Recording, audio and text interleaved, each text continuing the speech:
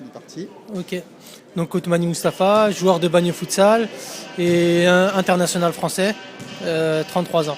Ok, merci. Et donc du coup, alors grosse semaine bretonne avec les deux matchs amicaux contre l'Angleterre à Lorient mardi et mercredi, et puis aujourd'hui ce tour interrégional de la Coupe nationale.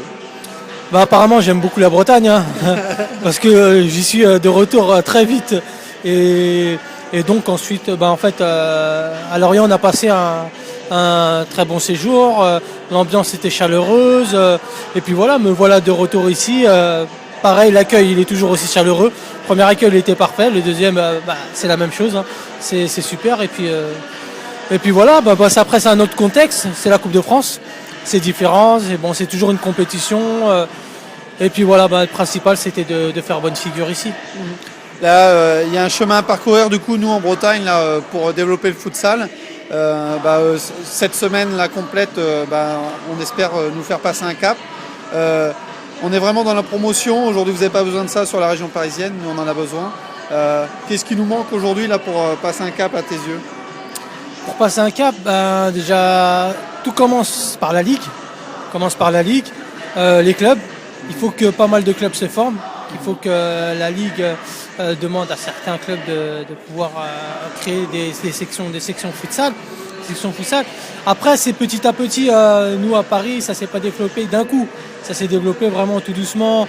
Et après, je pense que la Ligue de Bretagne veut prendre aussi un peu d'exemple sur d'autres ligues qui est déjà assez développée pour pouvoir savoir comment ils vont faire pour se développer très vite aussi.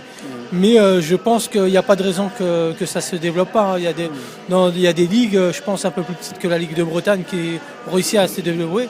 Donc je pense que la Ligue, qui est quand même une grande ligue. La 4e Ligue de France. Donc je pense qu'il y a possibilité vraiment de se structurer très très vite. Le développement sur la région parisienne, ça se fait depuis combien d'années globalement? Ça fait à peu près 10 ans. 10 ans déjà. Ouais, 10 ans. Ça fait à peu près 10 ans, 10 à 12 ans. Moi, je sais que j'ai commencé au départ du développement du futsal en France. Je vois vraiment le changement qu'il y a entre avant et aujourd'hui. Avant, c'était plus du foot en salle que du futsal. Maintenant, on n'appelle plus du tout ça du foot en salle, on appelle ça du futsal. Le seul mot qui sort quand on est dans une salle avec un ballon de foot, c'est du futsal et non du foot en salle. Donc maintenant déjà aussi ça commence par ça. Ça commence par ça de changer de nom, d'éviter d'appeler foot en salle plutôt futsal. Ouais. Déjà, et on voit déjà on est dans une dynamique futsal, l'ambiance futsal et non l'ambiance foot en salle avec un ballon fleutrine. Avec en fait toutes les spécificités du futsal doit être représentées sur un parquet ou sur une gomme. La majorité des clubs, ce sont des clubs uniques futsal ou il y a des clubs qui sont et foot en herbe et futsal? En fait, il y a des clubs futsal et foot en herbe. D'accord. Mais la plupart des clubs structurés sont vraiment que des clubs futsal. Avec des équipes jeunes et des équipes seniors ou que des équipes seniors? Non, ils ont des équipes jeunes, ils ont même des sections futsal, des écoles de futsal pour les enfants de 6 à 8 ans, pour les 13 ans, il y a pas mal de sections. En fait, ils ont commencé à développer les seniors. Une fois que les seniors se sont développés, là maintenant, on arrive dans l'apprentissage avec les écoles de futsal. Et plus on a des écoles de futsal, plus on a un apprentissage et plus le futsal en France va évoluer. On va prendre de l'ampleur parce que ça commence déjà gamin. On le sait dans le football. Dans le football, il y a pas mal de stars, de professionnels qui ont commencé le futsal gamin. Des noms comme Iniesta, Robinho, Ronaldinho. C'est des grands noms. C'est vraiment des grands noms du football qui ont commencé par du futsal. Et nous, on peut avoir ce genre de joueurs. Ce genre de joueurs en commençant vraiment très jeune.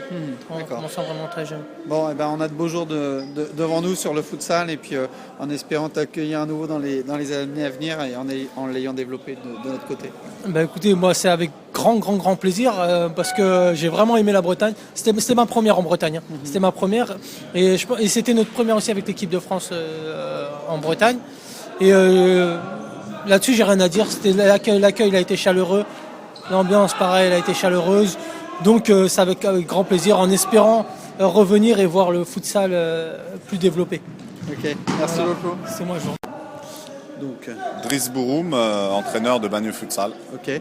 Donc vainqueur aujourd'hui de ce tour préliminaire de la Coupe de France.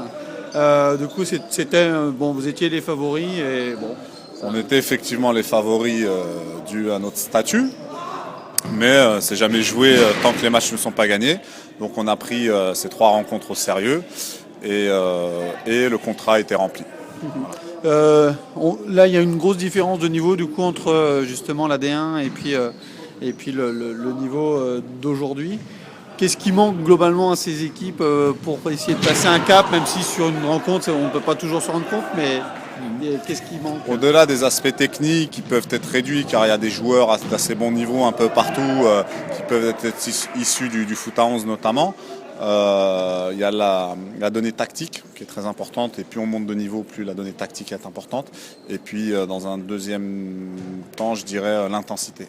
L'intensité qui est plus importante, plus on monte de niveau. Voilà. Tout faire plus rapidement et tactiquement, donc tout comprendre plus rapidement. Par rapport à la compétition, quelle est votre ambition? Est-ce qu'aujourd'hui vous pouvez aller au bout dans cette compétition ou est-ce qu'il y a une priorité au championnat? Écoutez, on a une priorité au championnat car on est avant-dernier aujourd'hui, qui est de maintenir l'équipe dans ce championnat de France, groupe A. Maintenant, on va se servir de cette coupe nationale et ça fait partie aujourd'hui de faire jouer quelques joueurs, de voir les joueurs en forme du moment, de redynamiser notre groupe, de se relancer à tous les niveaux. Donc la coupe nationale, on va s'en servir. On viendra pas pour faire figuration, que ce soit ici ou ailleurs. Mais notre priorité, bien sûr, restera le championnat. Il y a combien d'équipes à descendre dans votre championnat? Il y a 3 équipes qui vont descendre. On est avant-dernier. C'est encore assez serré. Derrière. Et il nous reste 8 matchs. Ok, merci beaucoup. Je vous en prie. Merci.